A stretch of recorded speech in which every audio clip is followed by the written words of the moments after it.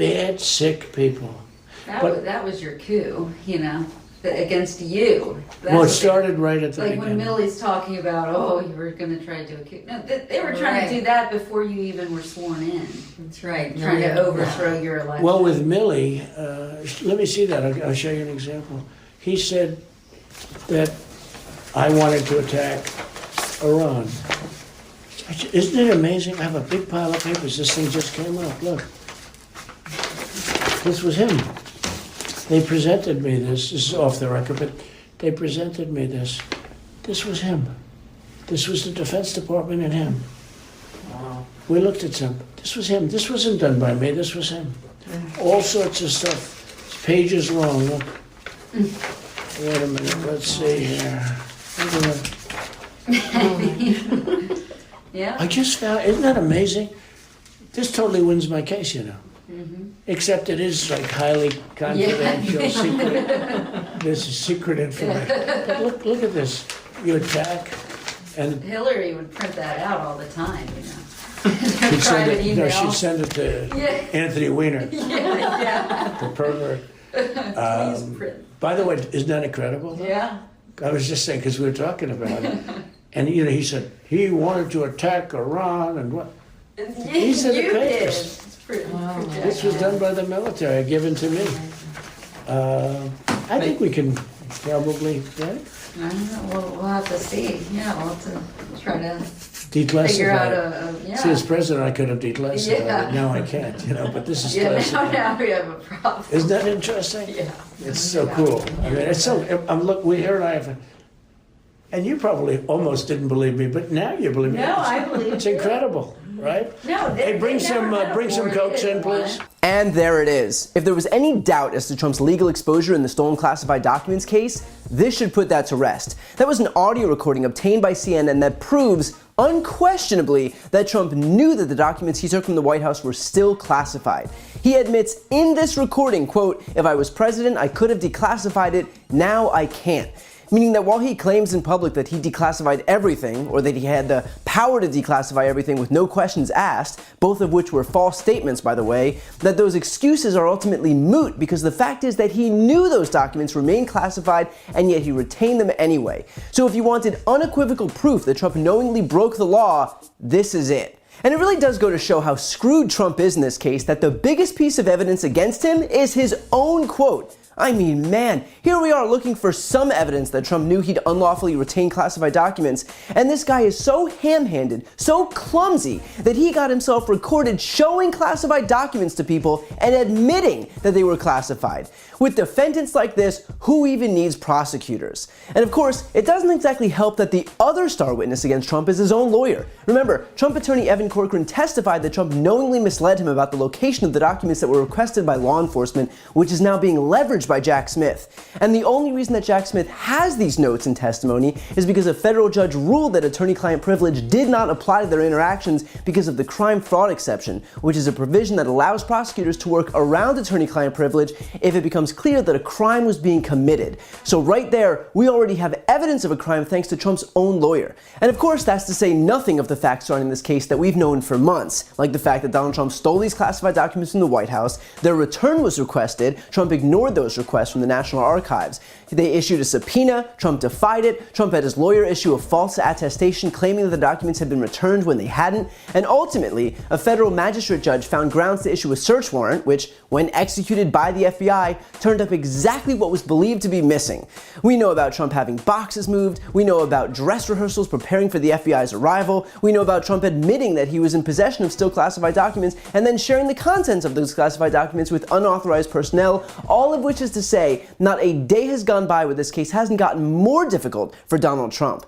Which is probably why he's out there on the campaign trail concocting imaginary laws as a new defense. Here he is in his most recent rally. In other words, whatever documents a president decides to take with him, he has the absolute right to take them.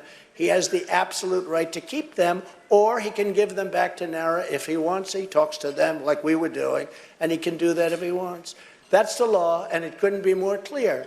Notice how he pivots away from "I declassified everything" to "yeah, no, the Presidential Records Act totally gives you carte blanche to take whatever you want." If the goalposts move any further, they would be off the field and into the parking lot. Now, this should go without saying, but no, despite Trump's insistence on NARA and the Presidential Records Act, what he is claiming here is absolutely not the law. It is actually the polar opposite of the law. So that we're clear, there is no law that gives you permission to take still classified documents home with you after your presidential term is over. None whatsoever. In fact, not only does the Presidential Records Act not give you carte blanche to pilfer classified documents for your home collection, it does the opposite. The Presidential Records Act was passed in response to Nixon seeking to destroy records after his presidential term was over. It clarified that presidential records belong to the federal government, not the president personally, and therefore should be preserved. And so why in the world would Trump invoke the act that expressly prevented him from taking these documents as if it gave him permission to?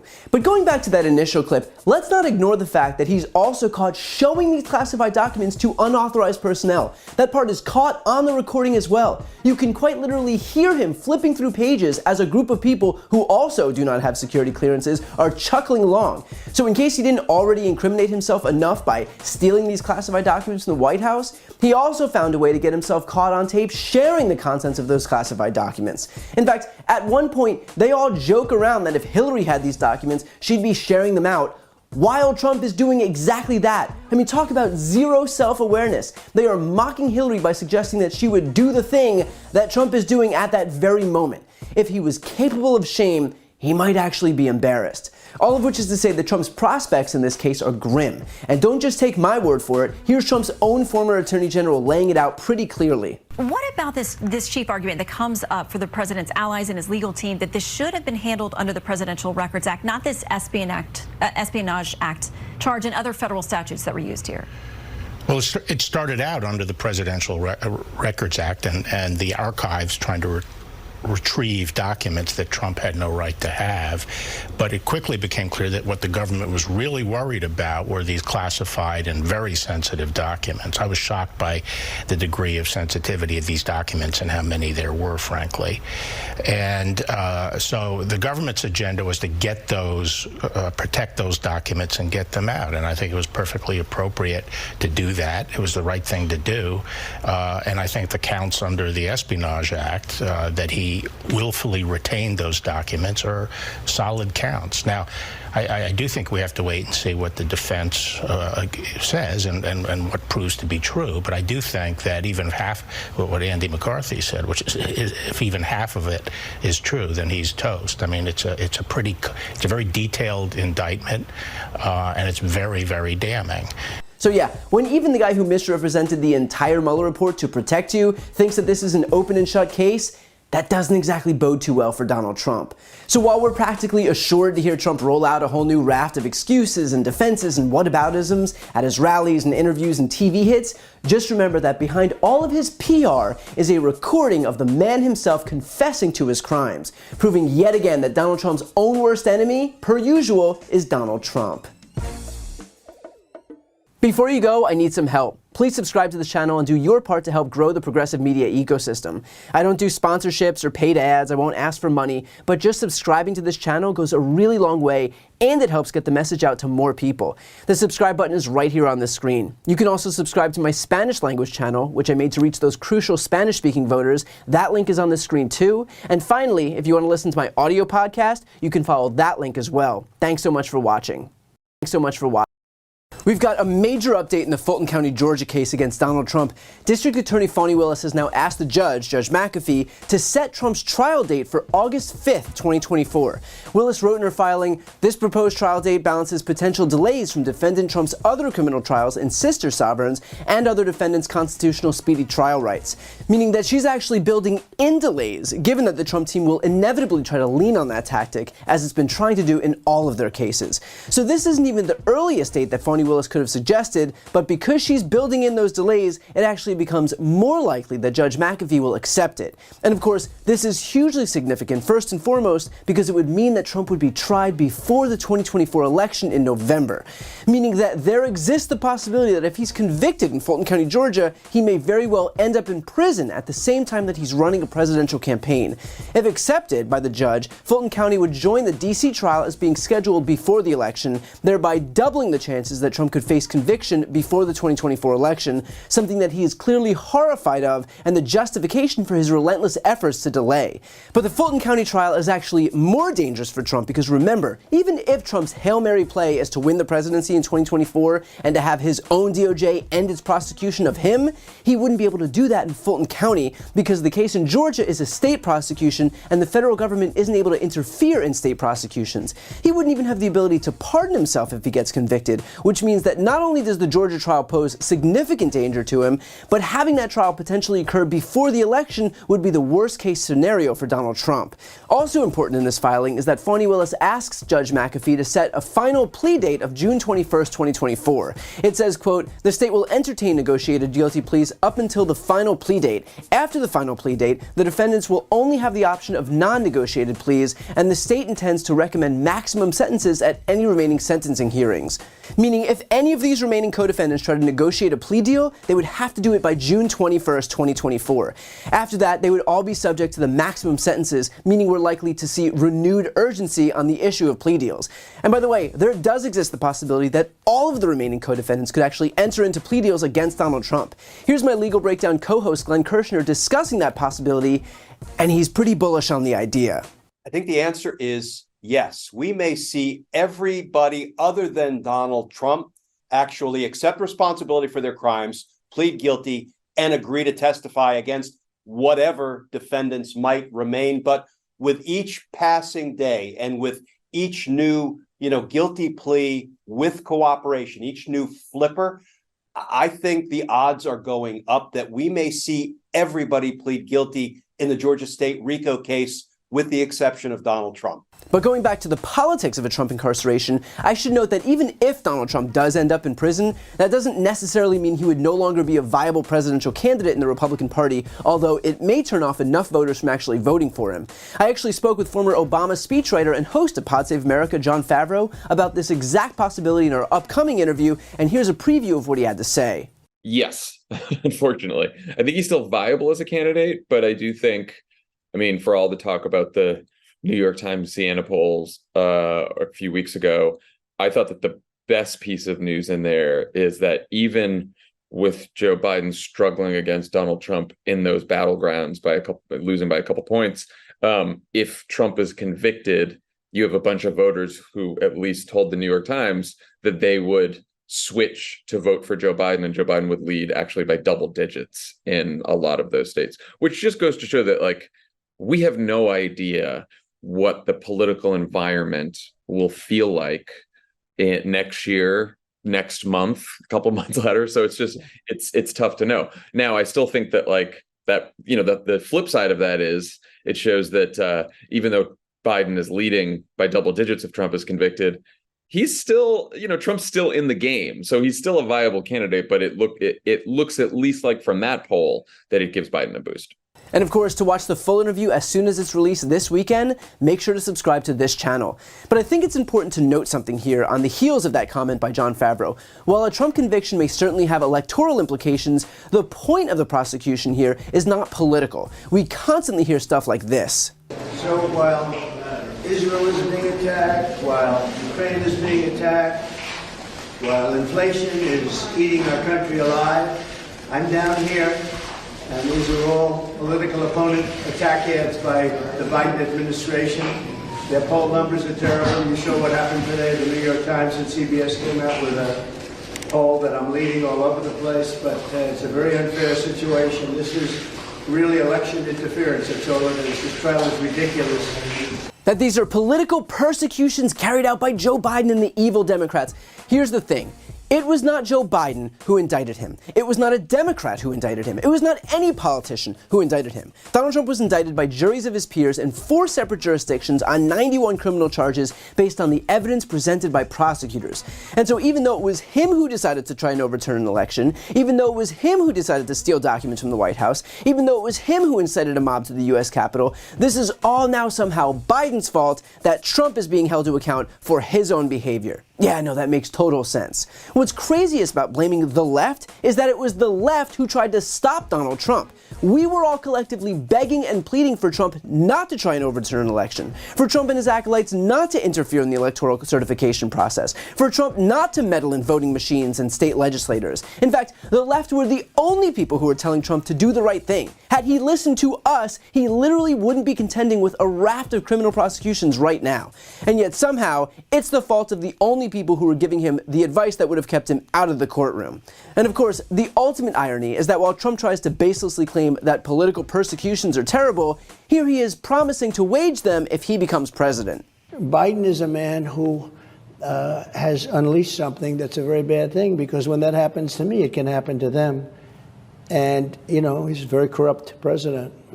You say they've weaponized the Justice Department, they weaponized the FBI. Would you do the same if you're reelected? Well, he's unleashed something that we've all known about this for 100 years. We've watched other countries do it.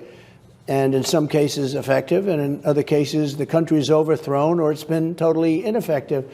But we've watched this for a long time, and it's not unique, but it's unique for the United States. Yeah, if they do this, they've already done it. But if they want to follow through on this, it could certainly happen in reverse. It could certainly happen in reverse. What they've done is they've released the genie out of the box. You understand that? They've done something that nobody thought would happen. They've taken a president who was very popular. I got 75 million votes, much more than that, I believe. Mm-hmm. No president's ever gotten that many votes. And they've taken that number of people, and I think you can double it, or almost you can triple it in terms of the feeling. You can't do that. You can't go after people. You know, when you're president and you've done a good job and you're popular, you don't go after them so you can win an election. They've done indictments in order to win an election. They call it weaponization. And the people aren't going to stand for it.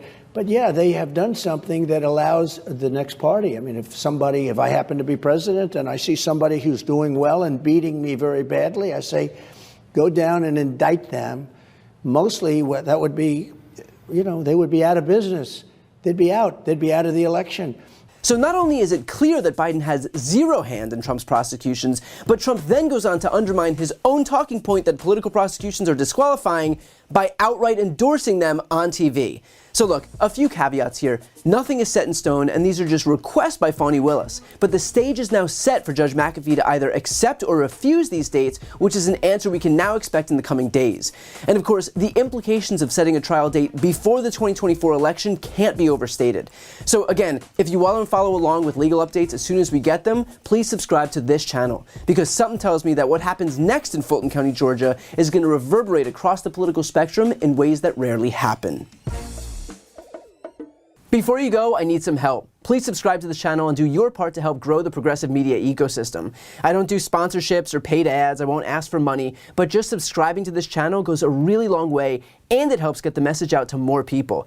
The subscribe button is right here on the screen. You can also subscribe to my Spanish language channel, which I made to reach those crucial Spanish-speaking voters. That link is on the screen too. And finally, if you want to listen to my audio podcast, you can follow that link as well. Thanks so much for watching.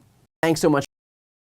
A former associate of Rudy Giuliani has just filed a major new lawsuit in New York State against him, accusing him of sexual assault, harassment, wage theft, and creating a hostile work environment by making racist, sexist, and anti-Semitic remarks while intoxicated.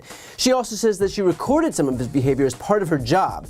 I believe the saying goes, Lordy, there are tapes. That woman who filed the lawsuit, Noelle Dunphy, was hired by Giuliani in 2019 as his director of business development, and he offered her a $1 million annual salary.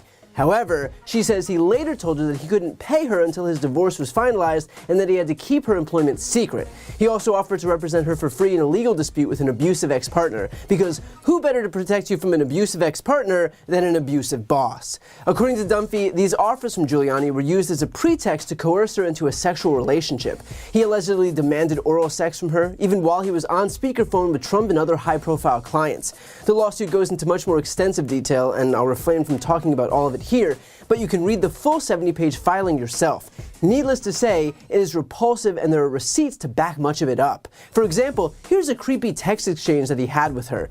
Rudy, good morning, my love. Tried to call. Noel, let me quickly shower. Rudy, can I shower with you? Yep, just some totally normal correspondence with your boss. And by the way, who could have guessed that this guy would turn out to be a pervert? I'm so sorry. That's horrible. Sit. Okay. I'm so sorry for that. Really apologize. Apology accepted. No problem. Okay. Okay? Yeah. Thank you again for giving me this time. Shall we have a drink in the bedroom? Come here. What happened? There you go, my dear. Okay. Then you can be good. You can give me your phone number and your address.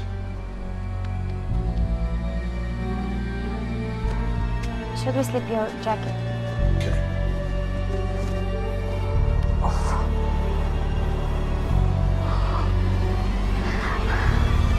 Put down your crumb. Oh. She's 15. She's too old for you. Why are you dressed like she's my daughter. Please, take me instead. Take my anus. I don't want you. No, take my anus. Do not have her. I'm better than him. It's almost like Rudy Giuliani is exactly who we thought he was. And by the way, not exactly surprising that the guy who sacrificed his entire life's reputation to defend a man who was just found liable for sexual abuse would also be a sexual abuser. Just truly shocking.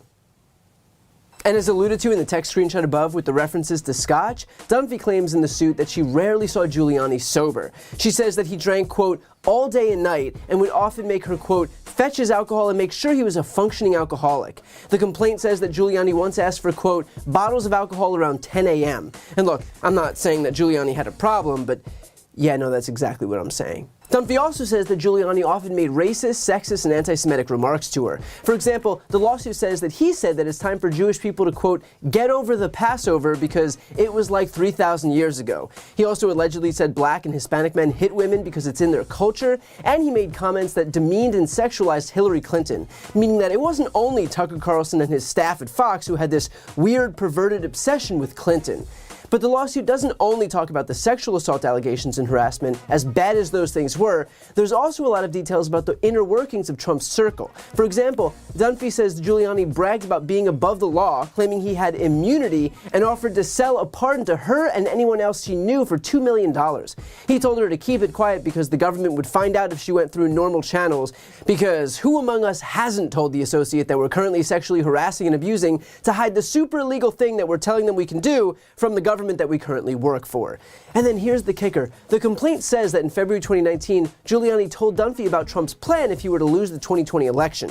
Quote, specifically, Giuliani told Mrs. Dunphy that Trump's team would claim that there was voter fraud and that Trump had actually won the election. This plan was discussed at several business meetings with Giuliani and Lev Parnas. Lev Parnas has since spoken out on Twitter, posting the screenshot of this part of the lawsuit with the caption, a lot more to this story, hashtag Lev remembers. If that's true, we can expect to hear a lot more hopefully soon about just how deep these disgusting, abusive, and corrupt schemes go. And of course, all of this was about control. According to Dunphy, quote, during February of 2019, Giuliani's habit of calling her obsessively continued, including approximately 34 calls on February 1st, 2019, 19 calls on February 2nd, 44 calls on February 5th, 32 calls on February 6th, 28 calls on February 7th, 36 calls on February 11th, 50 calls on February 12th, 53 calls on February 13th, and 10 calls on February 14th, 2019. 10 calls on February 14th. So the next time you think your Valentine's Day was bad, be thankful you didn't have the guy dripping hair coloring in a landscaping parking lot calling you a dozen times. Now, Giuliani is of course disputing and denying all of this, even though there's evidence in the filing with apparently recordings to come. He says he categorically denies all of the allegations of this frivolous complaint. But look, I think you're going to have a really hard time convincing Americans that this guy is not an alcoholic, shady, abusive, corrupt, creepy, dishonest whack job. This will be a very, very strong case. And I know you won't accept it because of your hateful biases, but let's see if you can try thinking rationally.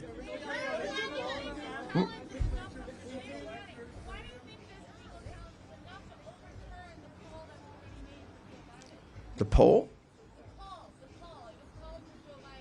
Because they don't decide the election. The call for Joe Biden isn't. Who was it called by? Oh my goodness, all the networks. Wow. All the networks. We have to forget about the law. Judges don't count. All the networks thought Biden was going to win by 10%. Gee, what happened? Come on, don't be ridiculous. Networks don't get to decide elections. Courts do. And remember, Trump and Giuliani have been friends for a long time now, as evidenced by this video from 23 years ago.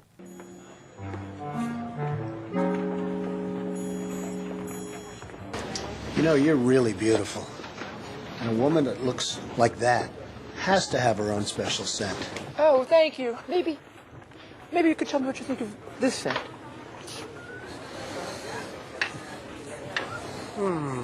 I like that. This may be the best of all.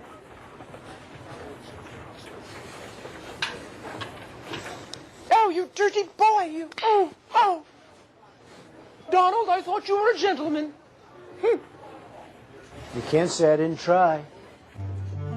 Mayor Giuliani. Yep, that's the party that's all about banning drag shows. So ultimately this will be hashed out in the courts, but what's clear is that New York's recent legal track record, whether it's the Manhattan District Attorney's hush money case or the E. Jean Carroll civil suit against Trump, shows that they are committed to accountability. It may take longer than we'd like, but ultimately the truth comes out. And that doesn't exactly bode well for Rudy Giuliani. Before you go, I need your help. I'm right on the cusp of hitting 2 million subscribers, so please help me grow this channel so the progressive media ecosystem grows by hitting the subscribe button right here on the screen. I also started a Spanish channel so we can finally start regaining some of that lost ground among Spanish speakers, so if you want to help support those efforts, you can hit that subscribe button. And finally, if you listen to podcasts and you want to support mine, you'll find a link to that on the screen as well. Thanks so much for watching.